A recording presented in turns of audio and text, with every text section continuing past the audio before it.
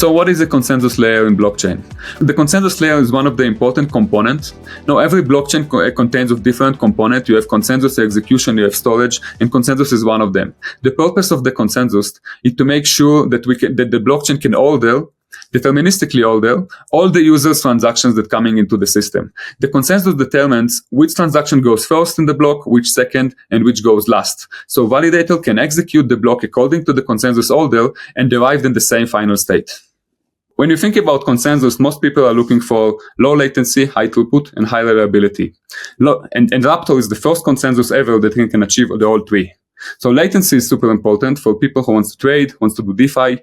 High throughput is very important for developers whose applications suddenly becoming very successful, and they start seeing a lot of traffic, and they want to make sure their blockchain can support the throughput. And reliability is important because we're in Web3. It's a decentralized system. Your validators can go offline, the network can go bad, and you want to make sure that you still get this low latency, high throughput that the application needs. So again, I want to repeat this because this is super important.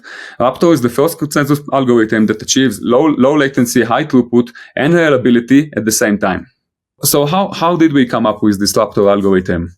So we started from Jolteon. This is the consensus that we are currently running in mainnet. We did a lot of improvement to that to reduce latency. And in parallel, we worked on DAG-based BFT consensus because we thought this is the only way to scale consensus to high throughput. But then at some point, we realized that DAGs they have many advantages, but they also have many disadvantages. Like one example is that you can see that Mr. City new consensus, when messages start dropping, their latency goes 10x. And these DAGs are actually very hard to maintain. So we thought, okay, how can we combine the best of both worlds? The robustness of Jolteon is as a leader-based protocol and the high throughput of DAGs. And this is how we come up with Raptr. How is Raptr different from Aptos' previous consensus? So we're currently using Jolteon, an improved version of it. Jolteon is a leader-based protocol, which has very, very low latency, especially with the latest improvement that we did. But the problem with Jolteon, as every leader-based protocol, is that it cannot support high throughput because the leader is the bottleneck in disseminating data. So first thing we did already 2 years ago is something that's called quorum store. This is basically, we took it from the DAG-based approach on which we worked for many years, and we realized that in order to increase throughput, we need to disseminate data in parallel. So this is what we did with quorum store. However, we also had to increase the latency because now this quorum store layer to disseminated data is an additional latency for the consensus layer. So in Raptr, what we did is that we come up with a very novel approach to combine these two. We still maintain the optimal theoretical latency in Raptr while being able to disseminate in data in parallel. So why should developers care about the improvements Raptr brings? Well, this is very simple. This is because if we are here for the long run and everybody is going to come to the on-chain to Web3, then we need a consensus that can support high throughput, low latency, and will be very, very super reliable. And Raptr is the one that can make it. How is Raptr aligned with the overall roadmap of scaling the Aptos blockchain? So the Aptos blockchain, any blockchain, contains of many components. And because we have this pipeline architecture, we can scale every component independently and arrive in a much more scalable system. For example, in Aptos, we scale the entire pipeline. We make the pipeline much shorter and much faster. We also work on BlockSTM v2, which will make the execution component much faster and support much higher throughput.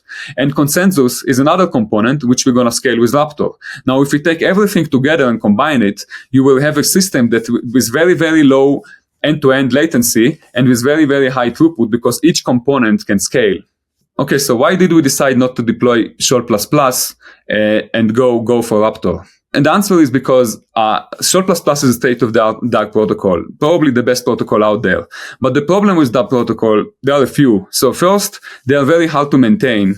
The second is that even though we push the latency very far, we still cannot push the latency as far as possible as the theoretical limit allow. And this is because every round on the DAG is inherently longer than every round in a leader-based protocol. So what we did with Raptr, we thought, how can we maintain this fast consensus of a leader-based consensus while taking all the advantages of the DAG that we learned over the years working on DAG BFT. And this is what we did. Basically, Raptr is a way to disseminate data in parallel while not paying the latency And moreover, Raptr has this novel idea that other validators can vote on partial blocks. They don't need to be, it doesn't need to be binary. Either you vote on a full block or an empty block, you vote on partial block. So while we're disseminating the data, the leader is going to propose the batches of the data, and then the voters, then they might decide what data they have, and then what data they don't have, and they only vote on the data they have, and the protocol is clever enough to maintain safety under that. And so with that in mind, we can have very low latency, very high throughput, and we are very, very, very robust. So if you can compare Raptr to DAG-BFT protocols on an engineering level, does Raptr allow more optimizations? Yes, definitely. There are two very important optimizations that we can do in Raptr that we couldn't do in any DAG-based protocol. The first one is streaming. Because in Raptr, voters can vote on partial blocks, the batch proposals can stream their batches, which will allow reduce queuing latency and reduce latency on overall. And the other important improvement that we can do, that with Raptr, because it's not like DAG where the votes and the data are combined, with Raptr, we as a leader-based protocol, we can distinguish between the data and the votes. So we can use different network stacks for the data and the vote and prioritize the data. That gives us a lot of improvement in both latency and throughput.